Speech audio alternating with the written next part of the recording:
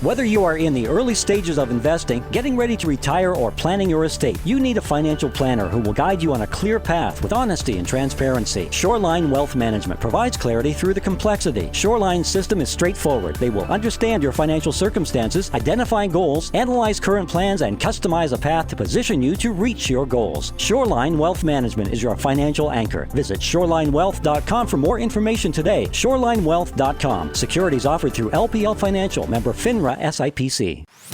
Securities and advisory services offered through LPL Financial, a registered investment advisor, member FINRA SIPC. Welcome to the Financial Wake Up Call podcast with Dave Crossan. I am Vin Abenu, just merely putting out the forks and knives and setting the table. For Chef Dave, our main presenter. Dave, what's on the Financial Wake Up Call podcast this week? Thank you for that lovely introduction. Yeah, get the music going and the food. We need a little music in the background, I'm thinking. It's relaxing. That's one thing. I wish I had the ability to play the piano or something. That would be nice. A little background music. Yeah. I wish I could play the guitar. I will work on that. That's something for the next show. How's that? For the next podcast. There we go. Well, Vin, thank you for that introduction. And this topic, it's important. I like to think all of the topics are important. But this is one of those times where, I may be having a conversation with a client and we go and talk about somebody's different investments, what they own, what they have.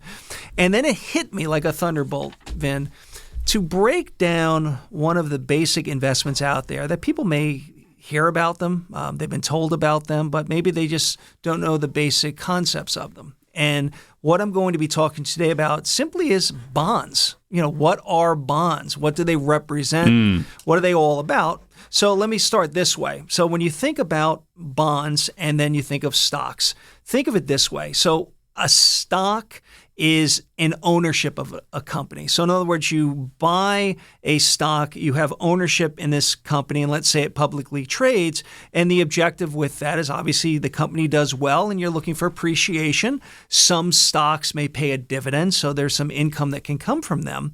And some people get confused with, well, what is the difference if a stock pays me a dividend, I'm getting income, and a bond pays me interest? What's the difference? How are they similar? How are they different? Well, like I just mentioned, with a stock, you own part of the company. You own shares in the company. A bond is different. It's debt. Consider it like an IOU, where a company is saying, okay, we will pay you an interest rate for a period of time, and then at the end of that time period, or the maturity, then you will get the original face amount, the amount of the bond back. Okay, so let's say it's a $10,000 bond, and at the maturity date, you would get that $10,000 back. Now, you can buy a bond at the face amount, the original offering price, and again, I'm going to use $10,000 as my example. Let's say it's a brand new bond. Let's say it's 10 years out. I buy the bond, the $10,000, and let's say it's a 4% interest rate. I get my 4% per year. Typically, bonds pay twice a year, 2 times a year. So in this case, I would get $200 twice a year, $400. And then if I kept it to maturity, then I would get my principal back or my investment back. Now, with bonds, too, if you buy bonds after they've been issued, they can be purchased for a discount, less than the price of the bond, the face amount. And typically, when would that happen? If interest rates go higher, then the bond that I own or go to buy would typically be less in price. So in that situation, let's say I bought a bond instead of for $10,000, the original face amount, maybe I'm buying it for $9,000 at a discount because rates went up. The reverse is true, that a bond can also trade above the face amount. It could be, let's put an example out there, $11,000. Again, this is just an example I'm putting out to show the difference between buying something at a premium above the face amount price or at a discount below that price. And things to consider when you buy a bond and if you hold it to maturity, that yield that you get, if you're paying more for the bond than what is actually the price that is originally offered, your interest rate, that yield you will get, will be over time lessened simply because of the fact that you still will get that interest rate, but you're going to get less back on the principal, meaning that face amount, because you paid above the price of the bond itself at a premium. The reverse is true if you buy it at a discount. Again, the example I had before, let's say you bought it for $9,000, it's a $10,000 bond and it goes to maturity and I get the $10,000. Not only did I get my 4% interest, but I also made money on the bond because I bought it at a discount. I paid a lesser amount. So a couple different types of bonds, actually 3 that I'll bring up today. And again, bonds that it's debt. You're buying debt of, for example, a corporate bond. It's a corporation. A corporation may use this bond for a particular project, pay down some other debts that they have. Okay. They're issuing it to you. And basically what they're saying is, we will pay you an interest rate for a period of time. And again, I'm just utilizing 4% as an example. You benefit because you're getting an interest rate of that 4%, but also the company benefits because now they can use this money for different projects or paying down debt or whatever their situation is. And now corporate bonds, when they're taxed, and I'm talking about the interest, they're going to be taxed on the federal side and state and local. So they're fully taxable. So when you get your tax reporting at the end of the year into the following year that you would file for your taxes, you will pay on that money. In other words, it's not tax-free. It's a taxable event on the interest that you make. Now, there's also what we call treasury or government bonds. Now, similar to the corporate bond, it would pay an interest rate. The difference, though, is a treasury or government bond, let's say treasuries that you would buy, U.S. Treasury bonds, would be exempt from state and local taxes. However, they are still subject to federal taxation. So you don't have the state and local taxes, but you do pay federally. Now, you're thinking, well, David, is there a bond out there that I could buy? Maybe I'm on a very high tax bracket. Can I buy a bond that maybe has some tax benefits or exemptions from certain income? And the answer is yes. So municipal bonds, and that's of municipalities, state and local municipalities. And depending on the state you buy them in, let's say you bought a New Jersey municipality, that would have the ability to be not only tax-free federally, but also tax-free state and local. Now, again, if I'm buying a New Jersey bond, but I live in a different state, I would be subject to state and local taxes, but federally I'd be tax-free. The objective would be, if somebody's looking to be completely tax-free, is to buy a tax-free bond in the state in which they live. Now, just wanted to go over a couple different terms, if you will, and people, will have the conversation of, I've heard this about a bond. What does this mean? And I just wanted to break it down into the basics, a little education, if you will. So for a bond, the interest rate is what they call the coupon. So for the example that we're utilizing before, what is the coupon? It basically represents the interest paid to the bondholder. Typically, a bond will pay you twice a year, or sometimes once a year. It just depends the bond. But the coupon, that term simply means what is the interest that the bondholder would get. Now, the maturity, I mentioned that earlier, that basically is when the bond comes due. So in other words, I buy a bond, I am buying this debt instrument of the company itself or the government bond or the municipality, depending on what type of bond I buy, and I end up getting that paid to me, the interest rate, and then the maturity, that's when it's over. In other words, during that time frame, and when you buy a bond, you will be disclosed not only the coupon, which is the interest rate, but you'll also be disclosed when there is the maturity, when it ends, and at that point, you would get that face amount, that's the original issued amount, to you. So other things I wanted to bring up with that is that's the basics. You have the coupon, which is the interest rate, and then you have the maturity of when the actual bond matures. And as I had mentioned before, depending on what you pay for it, if you buy it at the face amount, that's the amount that it was issued at. The example I utilized was $10,000.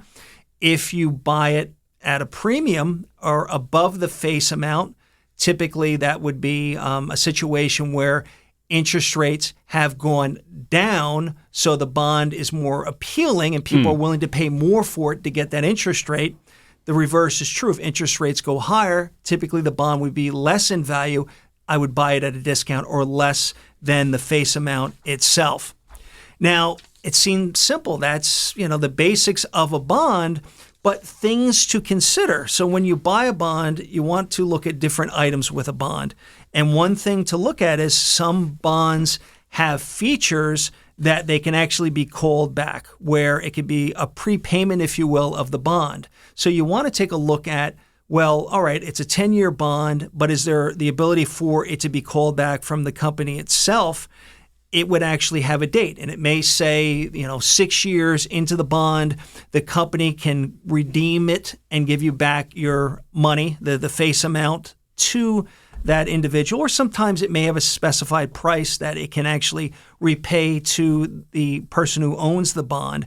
You want to make sure that you're fully aware of that, because it may be a situation where the company has the ability to call it back, and now you're in a situation where, okay, you get the money and say interest rates are lower. Now you have to reinvest at a lower rate. And that is a risk with something like that, because why would a company want to redeem a bond early? Well, it may be a situation where they could reissue the bond at a lower interest rate to save them money or the company money, and now you're in a situation you're going to have to go find another place to put it. So you want to be aware if that feature exists where the company can redeem it early, call it in, and redeem the bond early. And what I notice with a lot of offerings is they may have a particular price, but it may be a situation where not only is it that date, but every 6 months they have the ability to call it in. So you want to make sure that you're fully aware of what those features are. And that's something that your financial advisor should go over with you in detail to explain how that would work and things to consider. Also, too, you want to look at what is the credit risk or the default risk. And basically, you look at the bond rating. Now, there's different bond rating agencies, Standard & Poor's, Fitch. They're rating agencies where they have ratings that may start from AAA going all the way down to D into the junk status. Actually, the lowest tier would be that junk status. Now, with the different rating agencies, typically with your Standard & Poor's, you want to look at, okay, well, how is it rated? Is it considered investment grade? Is it not? Is it considered junk? And obviously, the lower the rating on the bond, the more risk you would have. Now, in a situation like that, a company that has a lower rating would typically have a higher interest rate to justify you putting your money in that direction or investing that way. So when you look at a situation, number one, we went over all the particulars of how a bond works, but you want to make sure you fully understand, well, how is this, let's say it's a corporate bond, how is it rated? What do the credit agencies say about it? And is it a situation where it makes sense for you to invest? You may be getting a nice, attractive coupon or interest rate, but maybe it's a company that there could be some default risk, or they've had some issues, or the credit agencies have rated them lower in the scale of considering it possibly to be junk. And if it does default, you may not get your money back. So there is a risk. I don't want people thinking, well, David, hey, you told us a bond, you can put money into it, you're going to get your interest rate, and then at maturity, you get your money back. Well, if the bond goes to maturity, absolutely, that's how it would work. But depending on the company itself, and if there is a default with this company, there is that risk. So you want to make sure with evaluating different bonds, you are comfortable with the possible risk that is there, to go over that, make sure it fits your risk tolerance when deciding to buy a bond, assuming you're going in the direction of something a little bit more risky. Of course, if you're going with a government bond, that's your higher rated bonds, more safety, if you will. The lower rated bonds would be more of your corporate bonds with the higher interest rates. But again, that risk, you want to make sure that you're fully aware of it and fully comfortable on how things could unfortunately go the wrong direction. And that's a conversation you want to have with your financial advisor. Now, with the different interest rates that we were talking about, depending on the bond, we talked about the coupon, that's the interest rate that you would be getting, and also other types of yields that are with a bond when you're doing a calculation is the Yield to call is one of them. A callable bond, like we talk about, what if a bond is called away from you? Well, depending on what you paid for it and depending on if it gets called away from you will determine, well, what interest rate did you get?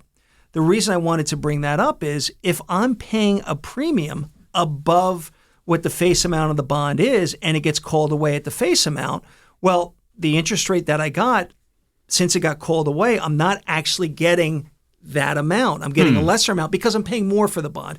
Think of it this way. If I'm paying more for a bond and it gets called or matures at the face amount or a lower amount, the actual interest rate will be less because, again, I'm getting less principal back at that situation. Gotcha. A discount, if I buy a discount bond, it's going to be more because I'm paying less than what the bond was issued for. So it's a 4% interest rate, but I'm paying less for it and it matures.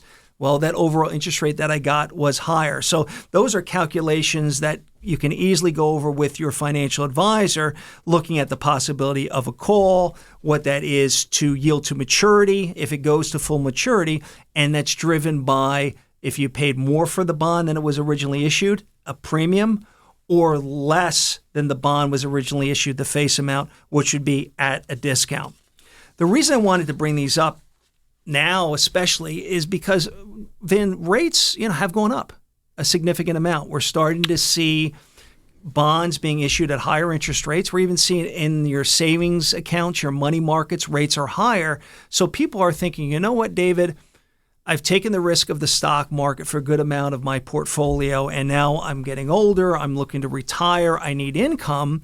Looking at bonds as a portion of your portfolio, we now can get more attractive interest rates. Better than go back to the pandemic, Vin. If you wanted to get a bond, a shorter term bond, or just a money market or a savings account, you were getting paid next to nothing. Now interest rates are going up. You're seeing money markets in the 4 to 5% range. That means longer term bonds are going to be paying higher interest rates depending on the credit risk and the different type of an investment in a bond that you're looking to do. Again, that's an evaluation you want to do with your financial advisor. But bonds are becoming a lot more popular. Now, again, consider this too. With bonds, if you sell a bond before its maturity, you can get less back than you originally paid. So if interest rates do go higher, bond prices typically would go down. The reverse is true. If interest rates go lower, bond prices go up. So if you do not hold a bond to the maturity, you have to consider the fact that you may get less than you put in. So I always tell people when they're investing in bonds, individual bonds, I'm not talking about a bond mutual fund, but individual bonds, that they can meet that maturity. In other words, if they're thinking, well, David, I don't need this money for 6 years, whatever, I'm just making this up, have a portfolio of bonds that matches that. It could be a bond that goes to the 6 years or a laddered portfolio where the final maturity is that 6 years. But the objective is you don't want to be in a situation where you need to sell that bond. Interest rates have gone higher, and now you're selling it for less than you put in. And depending on how much interest rates have gone higher, that could be a negative impact on the overall value that you would get. Finally, I just wanted to bring up one last point, and this is something we've discussed before, that some bonds do have this feature. For individuals that are looking to get the highest possible interest rate, and typically what would happen if you're looking to buy a bond, the longer you go out on a bond, maturity-wise, the better interest rate that you will get. Now, some bonds do have legacy protection features, which are called survivor options. What that basically means is, let's say, Vin, I go ahead and buy a 30-year bond, and I pass, and I'll make this up, $10,000 goes into it, 4% coupon or interest rate, and I pass away, and interest rates during that time period really skyrocketed. And now that bond is worth $8,000, and I've passed, and it's going to my family. If this has a survivor option feature, the beneficiary can go ahead and exercise that feature, and what that simply would do is give the beneficiary the ability to get that bond redeemed at the face amount, the original amount, the $10,000 in the example that we're utilizing. So that would protect the legacy or the beneficiaries from a fluctuation in my lifetime that they do not have to, upon my passing, sell it at a lesser amount. Now, again, it doesn't mean they have to redeem it. They could move the bond over to them and go ahead and carry out that duration, or I should say to the maturity, and continue to get that interest rate. But for people that need or want to liquidate upon the passing of the owner, if it has a survivor option feature, they could redeem it for the original face amount. Again, if it's trading for above the face amount, you wouldn't need it. You could just sell it for the higher amount. So I wanted to leave this conversation on that note. If you receive as a benefit, a legacy, if you will, from, say, a parent, a series of bonds or in the portfolio, just verify if each of the bonds has a survivor option feature. Okay. Don't just assume that if you needed to liquidate it, that you're selling it and whatever the value is, it is. You may have that feature on that bond that if the bond is less than the original face amount, it could be redeemed so that you're not giving up that amount upon just selling it in the open market. All right. Gotcha. I just want to bring that up Sure. because I've been having more conversations with people about bonds because the interest rates are a lot better. People want to take some risk off the table, and their thinking is, you know what, I'd rather put some money in either a government bond, or if I am in a high tax bracket, maybe a municipal bond to save taxes, and know I'm getting that interest rate and not have to worry about the ups and downs of the stock market. Makes sense. Yeah. A lot to think about, a lot for people to And I just want to get the basics on. on a bond. And like I always tell people, when you're buying an investment, have your financial advisor go over all the details. If there's call features, what is the interest rate? Are you paying more for the bond than it was originally issued or less? Understand what you're up against, the good and the bad, so that you can make the best possible decision. There you go. Dave, for people who want to dive into this a little bit more and have any questions, how can they get in touch with you at Shoreline Wealth Management? Excellent. Thank you so much. My phone number is 732-902-7880. And of course, you can visit us at shorelinewealth.com. We have offices in lovely Manchester and There you Manahawkin. go. There you go. Take a trip over to Shoreline Wealth Management. Go visit Dave, and he'll help guide you on that financial journey of yours. Dave, another good podcast Thank in the you. books. Enjoyed it as always. Tune in next week, another podcast, another Financial Wake Up Call podcast with Dave Crossan coming your way in a week's time. Thanks for tuning in to this week's Financial Wake Up Call podcast. The opinions voiced in this podcast are for general information only and are not intended to provide specific advice or recommendations for any individual. This information is not intended to be a substitute for individualized legal advice. Please consult your legal advisor regarding your specific situation. Securities and advisory services offered through LPL Financial, a registered investment advisor, member FINRA, SIPC. Let's face it, investment concepts and financial planning can be very intimidating and confusing. Shoreline Wealth Management addresses that feeling head on. Their goal is to educate you while offering financial advice without buzzwords and jargon. Shoreline includes you in the process and makes you comfortable every step of the way. Shoreline Wealth Management is your financial anchor. Visit shorelinewealth.com for more information and start your financial journey with comfort and security today. Shoreline Wealth Management with offices in Manchester and Manahawkin. Securities offered through LPL Financial, member FINRA, SIPC.